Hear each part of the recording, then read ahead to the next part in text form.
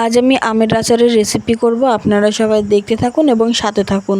এখন আমগুলো আমি কেটে নেব, আগে ছুলে কেটে নেব।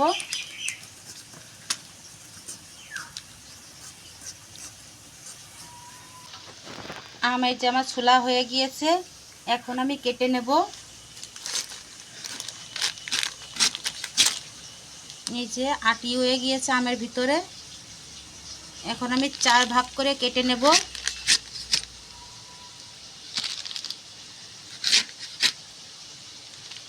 ভিতরে যে এরকম একটা পর্দা থাকে তুলে ফেলবো, এই যে পর্দাটা।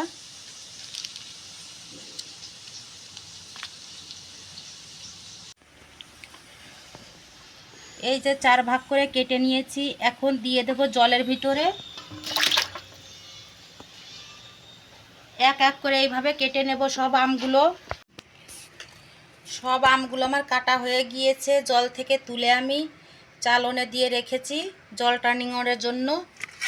এখন একটা থালা নিয়ে নিয়েছি, এখানে থালার ভিতর আমগুলো ঢেলে দেবো। দিয়ে দেব একটু হলুদ, দিয়ে দেব একটু নুন,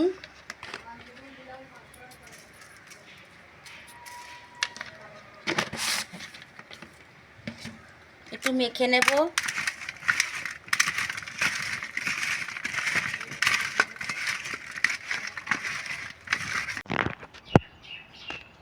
লবণ হলুদ আমার মাখানো হয়ে গিয়েছে, এখন 1 ঘন্টা রোদ্দুরে দিয়ে রাখবো। 1-1.5 ঘন্টা পর আমি রোদ্দুর থেকে নিয়ে চলে এসেছি।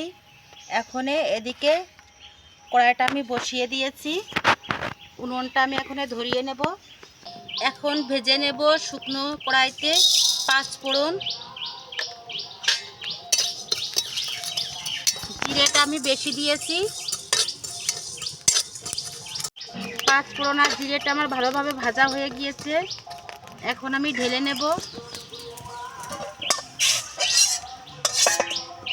এখন দিয়ে দেব কড়াইতে সরিষার তেল। তেলটা আমার গরম হয়ে গিয়েছে, এখন দিয়ে দেব শুকনো লঙ্কা। 2-3টে শুকনো লঙ্কা ভেঙে দিয়েছি আমি। আর দিয়ে দেব এখানে তেজপাতা, 2টো তেজপাতা দিয়েছি। এখন দিয়ে দেব 5 ফোড়ন।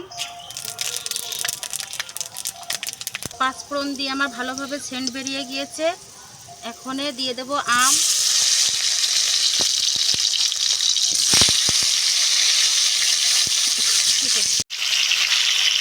আমটা দিয়ে হালকা একটু নেড়ে নিয়েছি, এখন দিয়ে দেব একটু নুন অল্প করে। নুনটা দিয়ে আবার একটু নেড়ে নেব।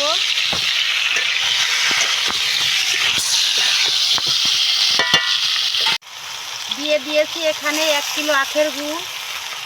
চিনি দিয়েও করা যাবে, গুড়টা দিলে ভালো কালার আসবে, আর গুড়টা আমার বেশি ভালো লাগে, এই জন্য আমি গুড় দিয়েই বেশি করি। এখন গুড় দিয়ে ভালো করে নেড়ে নেব। এখন শিলনোড়ায় বেটে নেব 5 ফোড়নগুলো, গুঁড়ো করে নেব।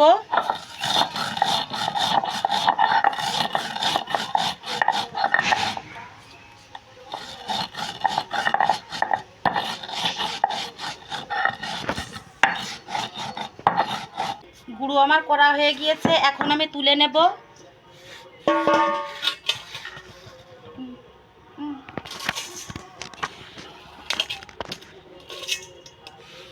আমার এই যে জাল উঠে গিয়েছে, এখন নেড়ে নেব।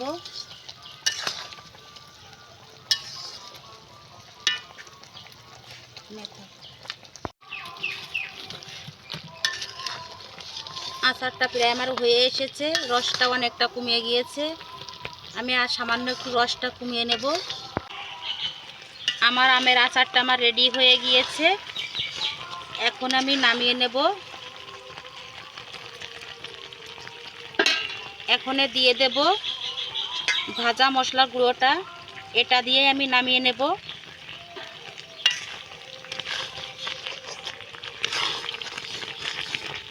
এটা দিয়ে নেড়ে চেড়ে এখন আমি নামিয়ে নেব। রেখে দিই। আমার আমের আচার আমার হয়ে গিয়েছে। এই যে নামিয়ে নিয়েছি। এই যে একটা আমও এই যে ভাঙিনি, একটুও ঘেটিনি, আমগুলো একদম আস্তে আস্তে আছে। এখন আমি 7-8 দিন রোদ্দুরে দিয়ে কাচের কৌটোয় রেখে দেব। তা আমার এই আমের আচারটা কেমন লেগেছে অবশ্যই জানাবে। লাইক, কমেন্ট, শেয়ার, সাবস্ক্রাইব করে দেবে। আর ফেসবুক পেজ থেকে দেখলে ফলো করে দেবে। নমস্কার।